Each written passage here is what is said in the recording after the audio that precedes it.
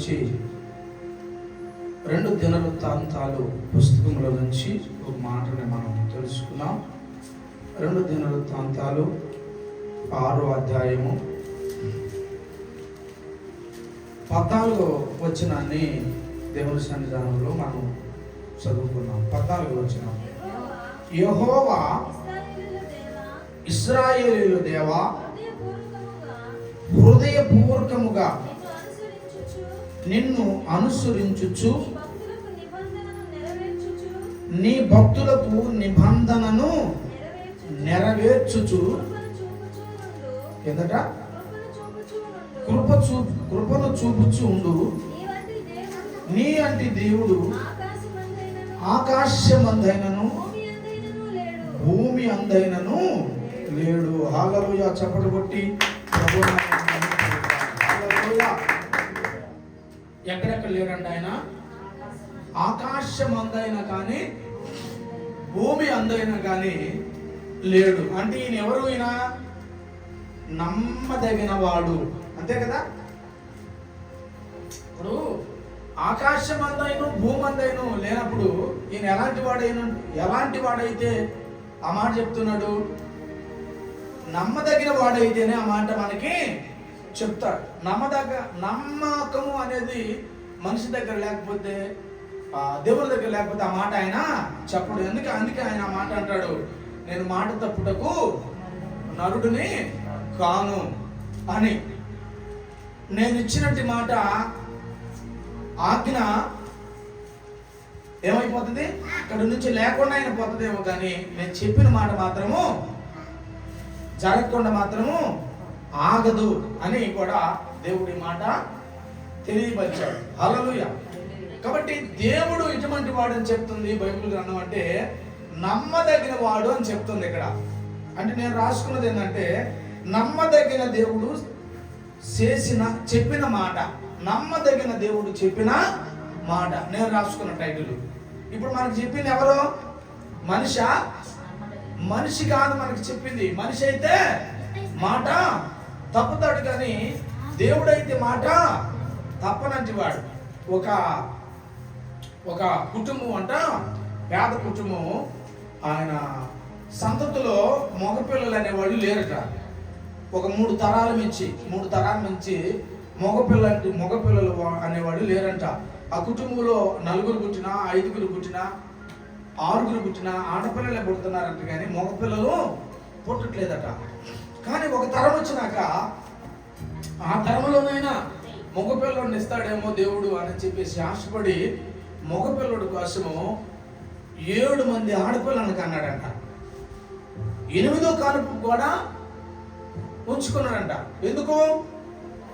నాకు మగపిల్లవాడు పుడతాడేమో అనే ఒక ఆశతో ఉంచుకున్నాడంట. మరి దేవుడు కరుణించి లాస్ట్కి మగపిల్లవాడిని అతనికి ఇచ్చాడట. ఇస్తే అతనికి పట్టజాలమైన సంతోషము. పుట్టిన 7 బిడ్డల మీద, కుమార్తెల మీద లేనంటే మమకారం అంతా కూడా 3 తరాల తర్వాత పుట్టినట్టు కొడుకు మీద నింపుకొని ఉన్నాడు. కొడుకుకి కావలసినంతా తెచ్చి పెడుతున్నాడు. ఆడపిల్లలకు ఉన్నా లేకపోయినా ఆయన ఏం చేస్తున్నాడు? కుమారుడిని ఎక్కువగా గారాబంగా ప్రేమిస్తున్నాడు. కుమారుడి మీదనే ఎక్కువగా మమకారం పెట్టుకొని ఉన్నాడు. కుమార్తెలకు అందరికి పెళ్లి చేసి పంపించాడు. చివరికి తన కుమారుడు కూడా పెళ్లి చేసి ఇంటి దగ్గర పెట్టుకున్నాడు. నా కుమారుడు అని జనానికి తెలియపరుస్తున్నాడు. 3 తరాల నుంచి లేని నా కుటుంబంలో నాకు ఒక తరంలో నాకు కుమారుడు ఉన్నాడని చెప్పేసి కుమారుడు గురించి గొప్పగా ఆయన చెప్పుకోవడం జరిగింది. దేవుని బిడ్డలారా, వాడు పెళ్లి చేసినాక ఇంటి దగ్గర ఉన్నాడు. పెళ్లి చేసిన మరుక్షణము తల్లిదండ్రులను విడిచిపెట్టి వెళ్ళిపోయాడు. తల్లిదండ్రులు ఏం చేశాడు? విడిచిపెట్టి తల్లిదండ్రులకు కనిపించిన దూరంలో వెళ్ళిపోయాడు. వాడి అలవాట్లు, వాడి యొక్క కోరికలు, వాడి యొక్క పద్ధతులు, వాడి యొక్క ఆలోచనలు, వాడి యొక్క క్రియలన్నీ మార్చుకున్నాడు. వాడికి నచ్చినట్టుగా బ్రతకడానికి వెళ్ళిపోయాడు. చూడండి, తల్లి 8వ కానుపు దగ్గర కూడా ఉంచుకుంది. కారణం ఏమిటి? ఆమె కనలేకపోయినప్పటికీ, రక్తము తక్కువైపోయినప్పటికీ, లేదు నాకు కుమారుడు పుడతాడు ఆశతో ఉంచుకున్నప్పటికీ ఆ కుమారుడు చేసినట్టు అగాత్యమైనటువంటి పని వల్ల తల్లిదండ్రులను విడిచి వెళ్ళిపోయాడు. ఆ ముసలితనంలో ఎవరి దగ్గరికి వెళ్ళాలండి? చూడండి, ఇప్పుడు రోజుల్లోనే ఆడపిల్ల ఇంటి ముందు తల్లిదండ్రులు ఎవరైనా చచ్చిపోయే పరిస్థితి మధ్యలో ఉంటే తీసుకెళ్ళి వాళ్ళ ఇంటికాడ వదిలిపెడతారు. నా జీవితంలో మా తాత మా మామ వాళ్ళు సరిగ్గా పట్టించుకోవట్లేదని ఒక పంచలో పెడితే మా అమ్మ నేను ఇద్దరం కలిసి ఆటో తీసుకుని వెళ్ళి, నాకు తెలియదు అప్పుడు పెద్దగా, నాకు అంత ఆలోచన ఏం లేదు, ఒక 14-15 సంవత్సరాలు ఏముంటాయి అనుకుంటాను, నాకు తెలియదు. మా అమ్మ చెప్పిన మాట వినేవాడిని. మా తాతకు బాగలేని పరిస్థితుల్లో మా తాత దగ్గర 4,000 రూపాయలు ఉన్నాయి డబ్బులు. మా అమ్మ రాగానే సాటుగా కూతురికి ఇచ్చిండు. అది నేను చూశాను. ఆ 4,000 రూపాయలు తీసుకొని మా అమ్మ మా తాతని తీసుకొని మా ఇంటికి తీసుకొని వచ్చేసింది. సావు బతుకులు మధ్యలో ఉన్నాడు. ఆడికి బాగానే మా నాన్న గొడవ పెట్టుకున్నాడు. ఏమన్నా అయితే ఏంది మన ఇంటికాడ అసలు ఉండొచ్చా అని. మా అమ్మ తీసుకుని వెళ్ళిన 3వ రోజు 4వ రోజు 4,000 రూపాయల డబ్బులు మా అమ్మ దగ్గర పెట్టుకొని రూపాయి కూడా ఇవ్వకుండా ఆటో ఛార్జీ ఇచ్చి మరలా తీసుకెళ్ళి మా తాతని అక్కడే వదిలిపెట్టేసి వచ్చింది. చూడండి, నా కళ్ళతో నేను చూసినాను. నాకు అప్పుడు ఆలోచన రాలా. నిజంగా ఇప్పుడున్నట్టు ఆలోచన నాకు కానున్నట్టయితే ఆయన కర్మకాండం కూడా నేనే చేసేవాడిని. చూడండి, 2 కుమారులు 4 కొడుకులు, నలుగురు కూతురు 2 కుమారులు వాళ్ళకి. కానీ ఎవరి చేతుల్లో హ్యాపీనెస్ లేదు వాళ్ళకి. ఇక్కడ నమ్మదగిన దేవుడు చెప్తున్నాడు, నీ వంటి దేవుడు భూమి మీదైనా కానీ ఆకాశం అన్న కానీ లేడు. ఏమైనా హల్లెలూయా. ఏమంటున్నాడు ఇక్కడ? నీ అంటి దేవుడు భూమి అందు కానీ ఆకాశం అందండి కానీ లేనే లేడు. ఎవరు ఈయనంటే నమ్మదగిన దేవుడు. హల్లెలూయా. ఎవరంటే ఈయన నమ్మదగిన దేవుడు. ఆ నమ్మదగిన దేవుడుని మనము నమ్మాలి అనే పరిస్థితిని ఇక్కడ మనకు సూచిస్తూ ఉంది. మనిషిని నమ్మితే మోసపోతాం, మనిషిని నమ్మితే తిరస్కరించబడతాం, మనిషిని నమ్మితే అవమానపరచబడతాం, మనిషిని నమ్మితే దూరపరచబడతాం. అవసరమైనప్పుడే మనిషి, అవసరం లేనప్పుడు మనిషి కానట్టుగా ఉండదు. కానీ దేవుడు నిన్న నేడు నిరంతరం ఒకటిగా ఉన్నట్టు వాడు కనుక ఆ దేవుడు చెబుతున్నట్టు మాట, ఆ దేవుడు చెబుతున్నట్టు మర్మము, నా వంటి వాడు ఈ భూమి మందే కానీ ఆకాశం అందమే కానీ లేడు. ఏమంటున్నాడు? మరొకసారి చదువుతాడు ఆ మాట. ఆ విషయాన్ని మరి చదువు. 14వ వచనం మరొకసారి చదువు. యెహోవా ఇశ్రాయేలీయుల దేవా హృదయపూర్వకంగా చూడు, నిన్ను అనుసరించే నీ భక్తులకు అదిగో చూడు ఏమి నెరవేరుస్తున్నాడు ఆయన? నిబంధన అంటే ఏమిటి? చేసిన ప్రమాణం. ఏదైతే నీ భక్తులకు ప్రమాణం చేశావో, ఏదైతే నీ భక్తులకు శాస్త్రాన్ని చెప్పావో, ఏదైతే నీ భక్తులకి వాక్యం ద్వారా రిలీజ్ పరిచావో, ఆ దాని గురించి దేవుడు చెప్తున్నట్టు మాట. ఏమన్నాడు? నిబంధనను నెరవేర్చు, కృపను చూపుచూ ఉండు, నీ వంటి దేవుడు ఆకాశమందైనను భూమి అందైనను లేడు. నువ్వు ఒక ప్రమాణం చేశావు, ఆ ప్రమాణం నువ్వే నెరవేరుస్తావు. నువ్వు ఒక ఆజ్ఞ ఇచ్చావు, ఆ ఆజ్ఞను నువ్వు నెరవేరుస్తావు. నువ్వు ఒక సహాయం చేస్తానని మాట ఇచ్చావు, ఆ మాటను నువ్వు నెరవేర్చే దేవుడివి. నెరవేర్చకుండా ఉండే దాని కొరకు నువ్వు దేవుడు కాదు, నెరవేర్చే దాని కొరకే ఈ భూమి అందే కానీ ఆకాశం అందే కానీ నీలాగా నెరవేర్చేవాడు భూమి మీద లేడు అంటున్నాడు ఇక్కడ దేవుడు. హల్లెలూయా. ఆయనే నెరవేర్చేవాడు, ఆయనే సహాయం చేసేవాడు. అందుకే అబ్రహాముకు దేవుడు ప్రమాణం చేశాడు. ఎన్ని సంవత్సరాలకి? 100 సంవత్సరాలకి ప్రమాణం చేశాడు. నీ సంతతిని నేను ఇసుక రేణుల వలె విస్తరింపజేస్తాను అని. కానీ వాగ్దానాన్ని తప్పాడా? మాటను తప్పాడా? అందుకే ఆయన ఈ భూమి మీదే కాదు ఆకాశం అందే కాదు ఆయనంటి వాడు లేడు. మాట చెప్పాడు, చెప్పిన మాట చెప్పినట్టుగా చేశాడు. యాకోబుకు చెప్పాడు, ఇదిగో నేను నిన్ను నిశ్చయముగా ఆశీర్వదిస్తాను అని. తన మేనమామ దగ్గర, లాబాను దగ్గరికి అతను వెళ్ళినప్పుడు తన మేనమామ అనేకమైన సార్లు తన జీతాన్ని మార్చాడు. కానీ దేవుని ప్రమాణం ఉన్నది, నిశ్చయముగా నేను నిన్ను ఆశీర్వదిస్తాను, నా మాట నమ్ము అన్నాడు. కానీ తన మేనమామ దగ్గరికి వెళ్ళినాక అనేకమైన సార్లు ఆయనకి చేసిన ప్రమాణాన్ని, లాబాను చేసిన ప్రమాణం మార్చాడు లాబాను. కానీ దేవుడు చేసిన ప్రమాణం ఏదైతే ఉన్నదో ఆ ప్రమాణాన్ని పట్టుకొని దేవుని దగ్గరకు తీసుకున్నటువంటి ప్రమాణాన్ని యాకోబు తీసుకొని లాబాను దగ్గర కష్టపడి సంపాదించినటువంటి ఆస్తి, ఐశ్వర్యం, భార్యలను, పిల్లలను, గాడిదలను, ఒంటెలను, ఎద్దులను, అనేకమైన సంతతిని తీసుకొని తిరిగి తన ఊరికి మళ్ళీ ప్రయాణం అయ్యే దాని కొరకు సిద్ధంగా ఉంచాడు. కానీ దేవుడు ప్రమాణం చేశాడు, ప్రమాణం తప్పలేదు.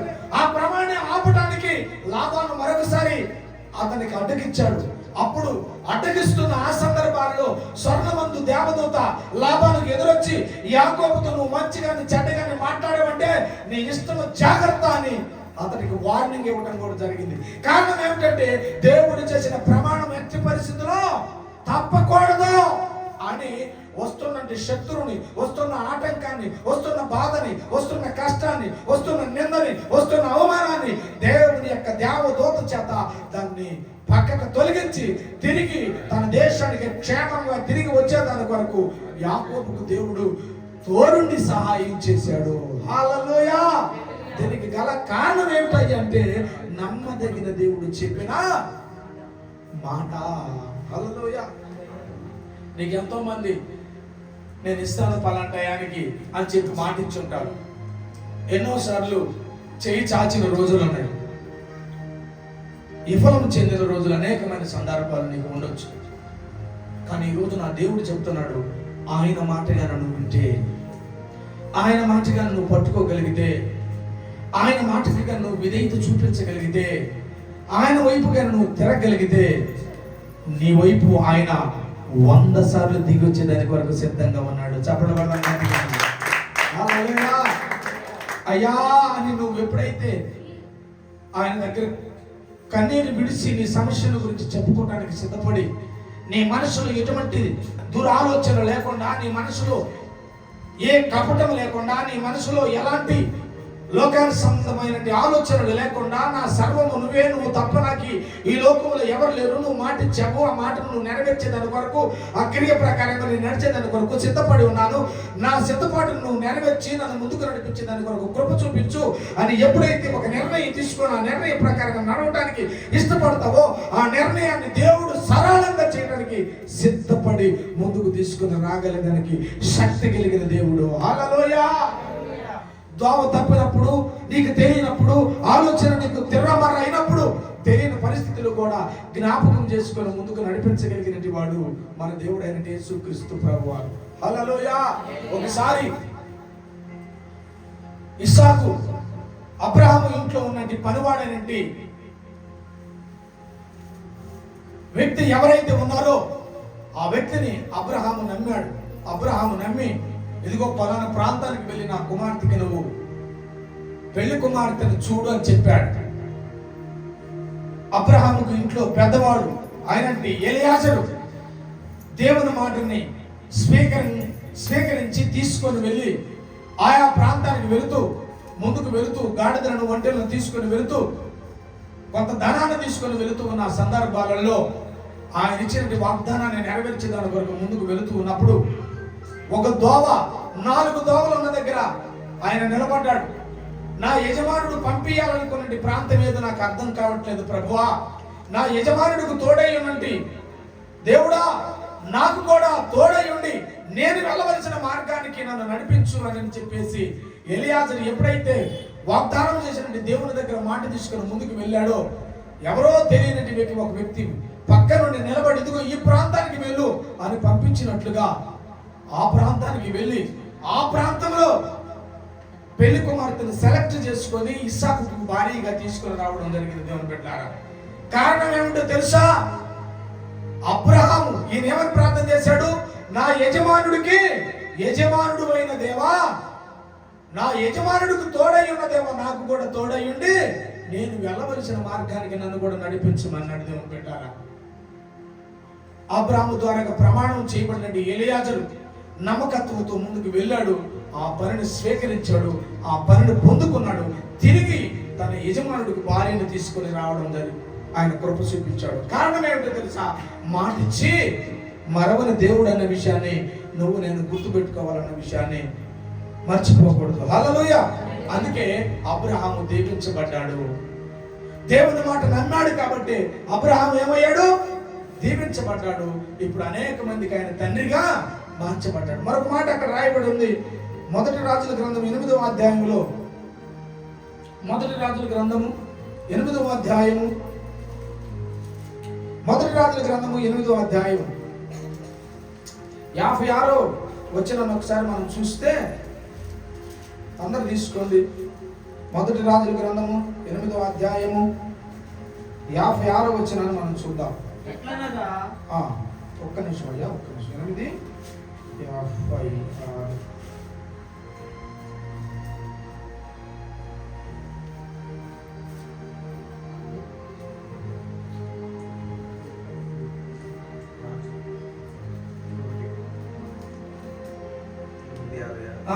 చదువయ్యా. ఎట్లనగా తాను చేసిన వాగ్దానం అంతటిని బట్టి ఇశ్రాయేలీయులకు తన జనులకు నెమ్మదిని దయచేసిన యెహోవాకు స్తోత్రము కలుగును గాక. ఆమేన్. హల్లెలూయా.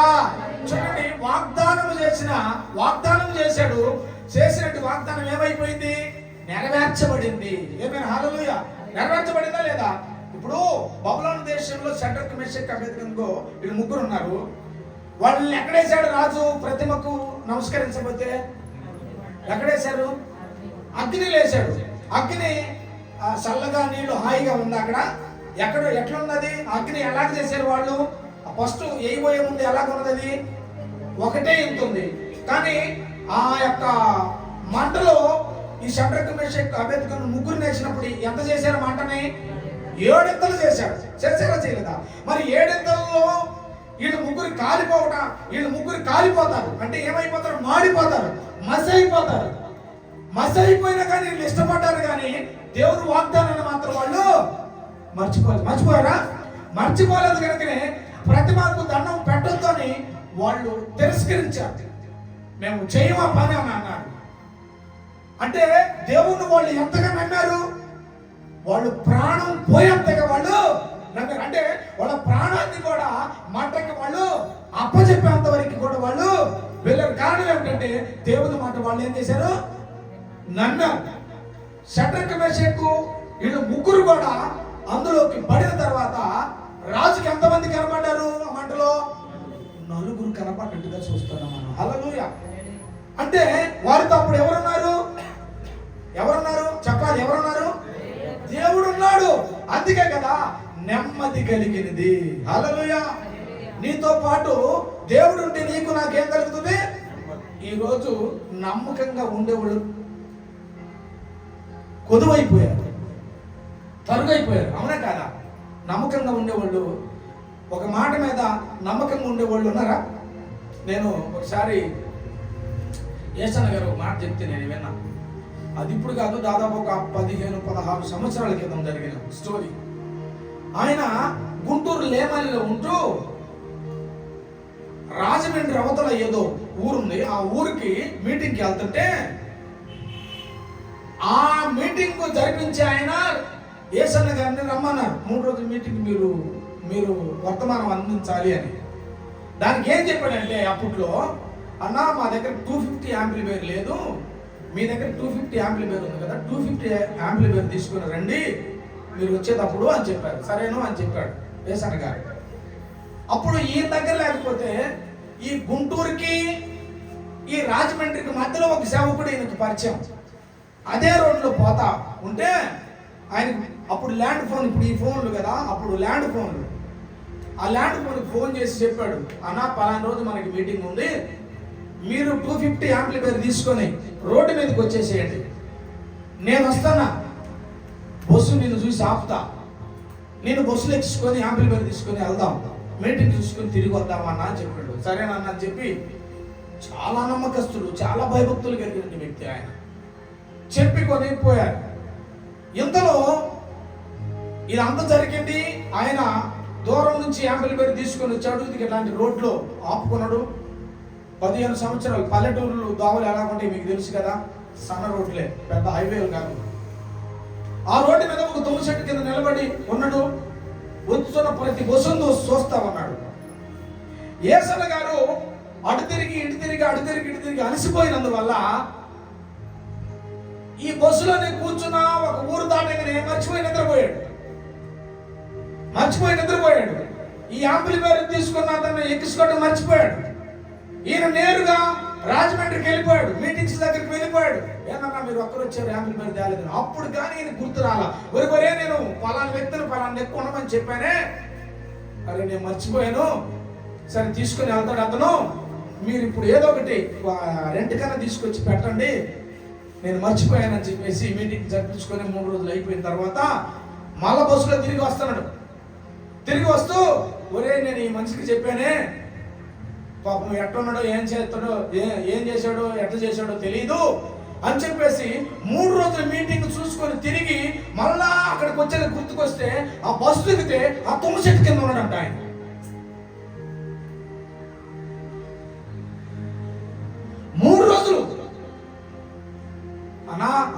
అన్నా నేను ఎక్కడ పోలేదన్నా, ఇక్కడే ఉన్నానన్నా, మీరు వచ్చిన ప్రతి బస్సు చూస్తున్నాను, నేను ఎక్కడ పోలేదన్నా, ఇక్కడే ఉన్నాను. ఆ మాట చెప్పగానే నా కళ్ళకి నీళ్లు దూకినాయి. ఇంత నమ్మకస్తులా, టిఫిన్ చేద్దామని కూడా పోలేదంటమ్మా. బలిపేట దగ్గర నుండి చెప్తున్నాను నేను. ఆ తుమ్మ చెట్టు దగ్గర నుంచి యాంపుల్ అక్కడ పెట్టుకొని అక్కడే కూర్చోనన్నట్టు 3 రోజులు. అన్న మీరు వస్తారు అనుకున్నానన్నా. అన్న ఏందన్నా మీరు చిన్నపిల్లలాగా ఎట్టున్నారు, పోవచ్చు కదా, మేము చెప్పిన డేటు దాటిపోయింది కదా, వెళ్ళొచ్చు కదా అంటే, ఏమోనన్నా మళ్ళీ రిటర్న్ అవసరం కదా, మళ్ళీ తిరిగి వస్తారేమోనన్న ఉద్దేశంతో నేను ఉన్నానన్నా, మళ్ళీ లోపలికి పోతే రాలేను కదా అని అనేకి యేసన్న గారు గట్టిగా పట్టుకొని ఏడ్చాడంట. 3 రోజులు నీ ముద్దగా కనీసం ముద్ద నీళ్లు కూడా లేవంట. ఆ బజార్లో వచ్చేదాన్ని కూడా అక్కడ పక్కన ఒకటి బాడుపడిన కొంటుంటే ఆ కొంటికాడికి పోయి నీళ్లు తాగేసి ఇచ్చి గొంతుతో కూలి దానికి కింద ఉన్నాడంట. ఆ మాట వినగానే నాకు కళ్ళంటి నీళ్లు తిరిగిపోయింది. ఎందుకు తెలుసా, ఇంత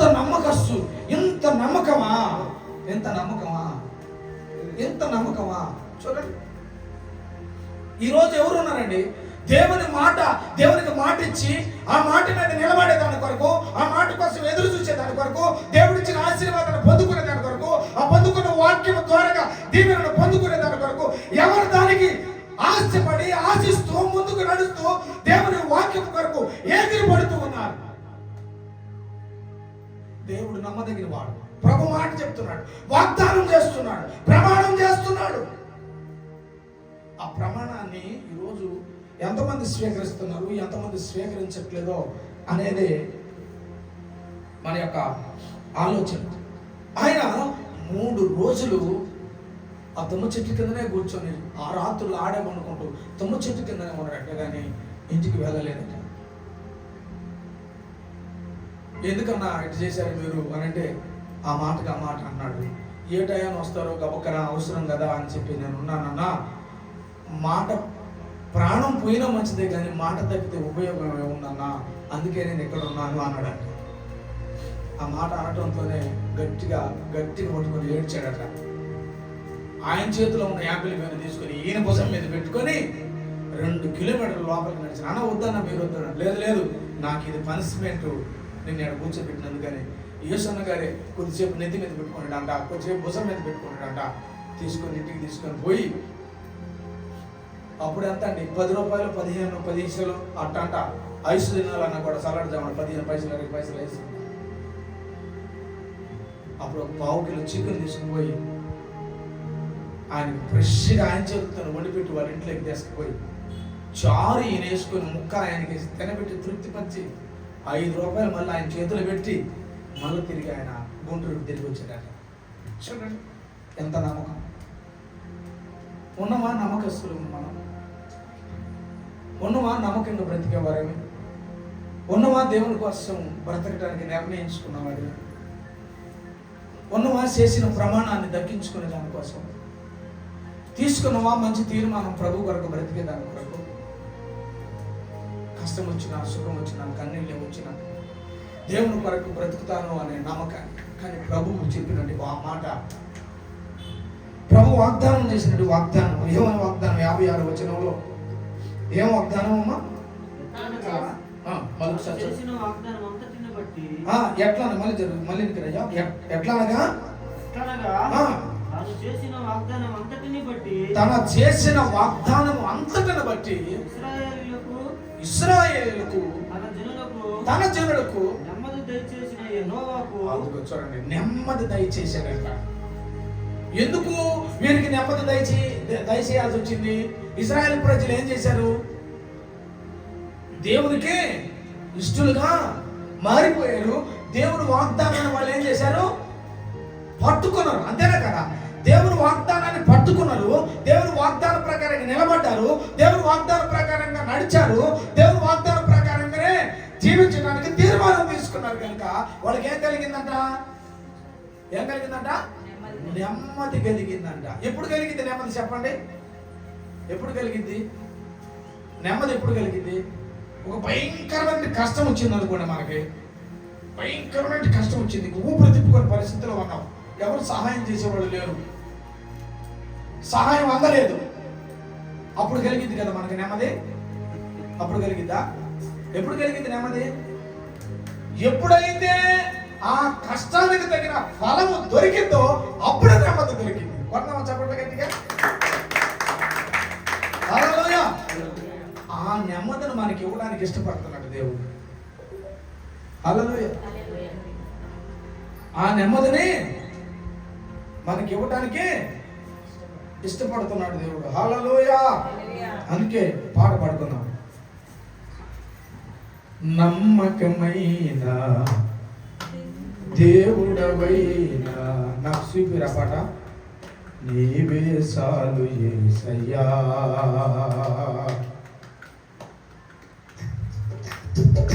నమ్మకమైన దేవుడవైనా నీవే సాలు యేసయ్యా, నేనేమయ్యున్నా ఏ స్థితిలో ఉన్నా, నేనేమయ్యున్నా ఏ స్థితిలో ఉన్నా, ఇంకేమి కోరుకోనయ్యా,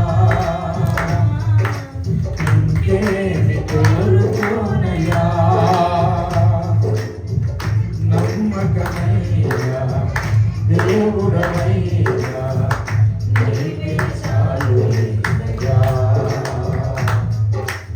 ఆప్తులైన వారే హాని చేయ చూసిన, మిత్రులే నిలవకుండినా,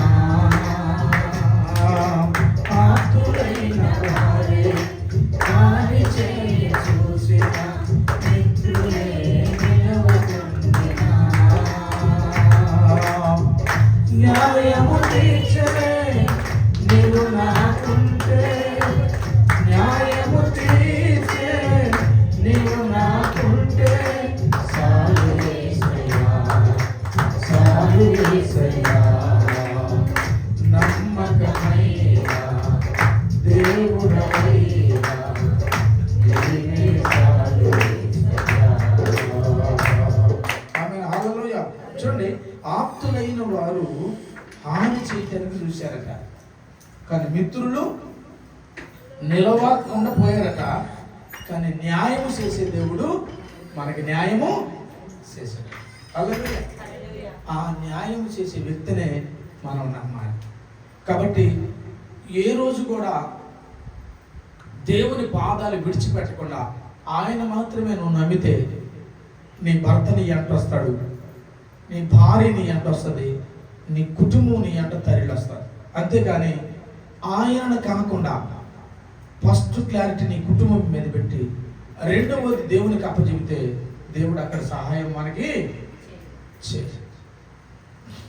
ఒక మాట చెప్పి నేను ముగిస్తాను. ఒకసారి ఇది ఒక 12 సంవత్సరాల కింద జరిగిన విషయం. ముగ్గురు ఆడపిల్లలే ఆమెకి. భర్తని ఎంతగానో నమ్మించింది. నమ్మించడం అంటే ఎలా నమ్మించింది తెలుసా?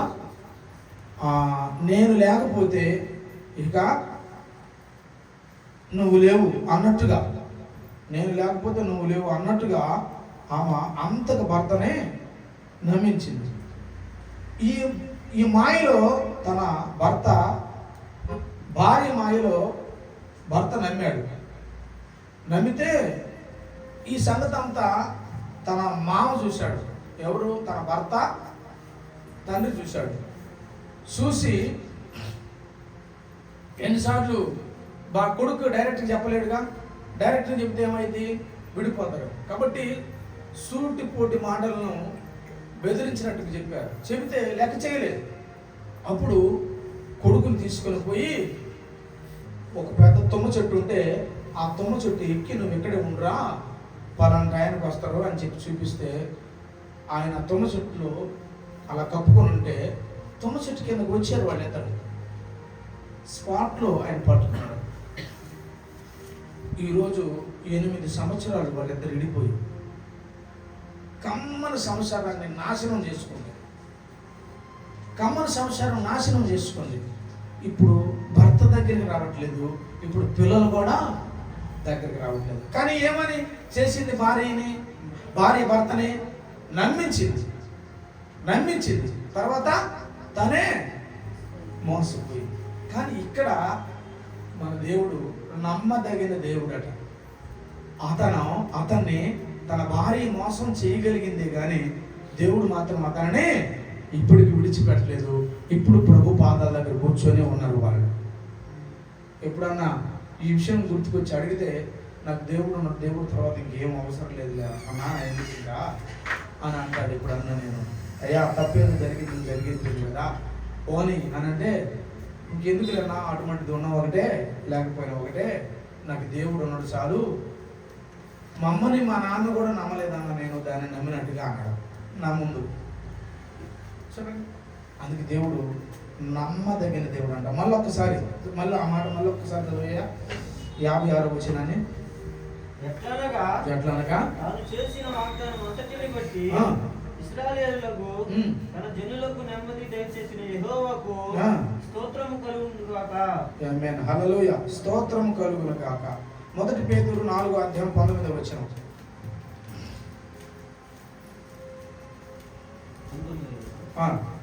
4:19. 1 పేతురు 4:19. కాబట్టి దేవుని యొక్క చిత్త ప్రకారం బాధపడువారు సత్ప్రవర్తన గలవారై మంచిది ఎనికిరా మళ్ళీ ఒకసారి. కాబట్టి దేవుని చిత్త ప్రకారము, అది దేవుని చిత్త ప్రకారము బాధపడువారు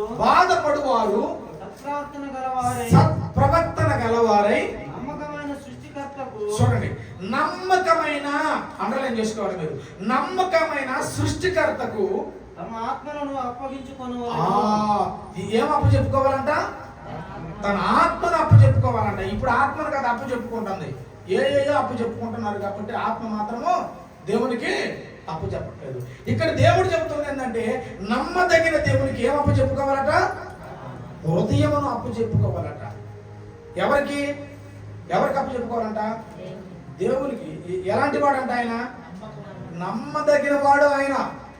కానీ ఇప్పుడు నమ్మదగినటువంటి వాడికి మన ఆత్మను అప్పచెప్పం. చాలా మందిని నమ్మకం లేనంటి వాడి చేతులు పెట్టొస్తాం మన యొక్క జీవితాన్ని. లేరా అట్లా చేసేవాళ్ళు? నమ్మకస్తుడికేమో హృదయం అప్పచెప్పరు, నమ్మనంటి వ్యక్తిని తీసుకుపోయి వాళ్ళ హృదయాన్ని అప్పచెప్తారు. కానీ వాడేం చేస్తాడు? మధ్యలోనే ఆమె ఏం చేసింది? మధ్యలోనే మోసపుచ్చిద్దా లేదా? ఖచ్చితంగా మోసపుచ్చింది.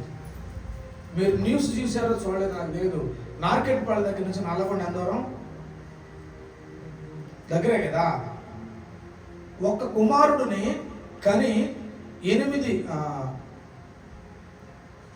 సంవత్సరాలు కాదు, సంవత్సరంన్నర 2 సంవత్సరాల బాబుని ఈ ఇనస్టా అనే గ్రామంలో ఒక పెళ్లి కాని అబ్బాయి మోజులో పడిపోయి భర్తను వదిలిపెట్టేసి రాత్రి 11 గంటలప్పుడు మిర్యాలగూడ నుంచి నల్లగొండకు వచ్చేసింది. నార్కెట్పల్లి నుంచి వాడు నల్లగొండకు రావాలి. బస్ స్టాప్లో దిగింది. సంవత్సరంన్నర బిడ్డను ఎత్తుకొని ఇన్స్టాగ్రామ్లో వాడిని నమ్మి వచ్చి పెడితే ఆ బస్ స్టాప్లో దిగారు. దిగిన తర్వాత ఆ బిడ్డనట్టు పక్కకు పెట్టేసి వాడు బండి వేసుకొని రాగానే వాడు బండి ఎక్కి బిడ్డని వదిలిపెట్టేసి వెళ్ళిపోయింది.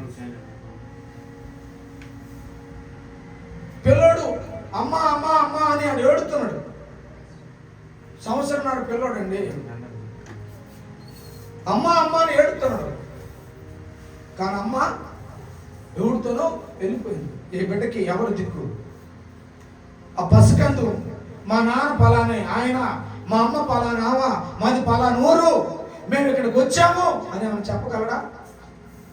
నోరు లేని వాడు తల్లిని నమ్మొచ్చింది. నోరు లేని ఆ బిడ్డ తల్లిని నమ్మొచ్చిండు.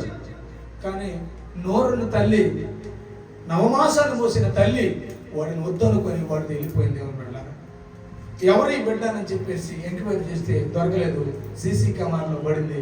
పలానా టైం నుంచి ఆమె దిగింది చూసారు, పలానా టైం నుంచి ఒకడు వచ్చింది చూసారు, పలానా టైం నుంచి ఈ పక్కకి వెళ్ళిపోయింది చూశారు, ఈ బిడ్డ ఎక్కడ ఉన్నది చూశారు. ఇంకా అంతకు మించి ఏం చేస్తారు? ఇది న్యూస్ అనేసారు. ఆ పసికందుకు తెలుసా? కానీ దేవుడు ఎక్కడ అంటున్నాడు, మన హృదయాన్ని దేవునికి అప్పచెప్పాలంట. ఏం అప్పచెప్పాలి? కాబట్టి ఉన్నది 10 మంది అయినా సరే నాకు ఆ సందేహం అవసరం లేదు. కానీ ఈ 10 మంది అయినా నిక్కచ్చిగా ప్రభువారి యొక్క మేడగదిలో వాళ్ళు అపోస్తులు ఏ విధంగా మేడగదిలో కూర్చొని ప్రార్థన చేస్తే అగ్ని నాలుకల వలె దేవుని యొక్క ఆత్మ దిగి వచ్చేసి వాళ్ళని మండించిందో, అలాంటి ఆత్మ ప్రభావం కలిగిన తీవ్రత కలిగిన వారంగా మనం అందరం ముందుము గాక. హల్లెలూయా. ఎవరి కోసము? నమ్మదగిన దేవుని కోసం. హల్లెలూయా. ఆ నమ్మదగిన దేవుని కోసం మనం బ్రతికి దీవెన నొందినటువంటి వారంగా ముందుము గాక. ఈ మాటలు దేవుడు దీవించును గాక.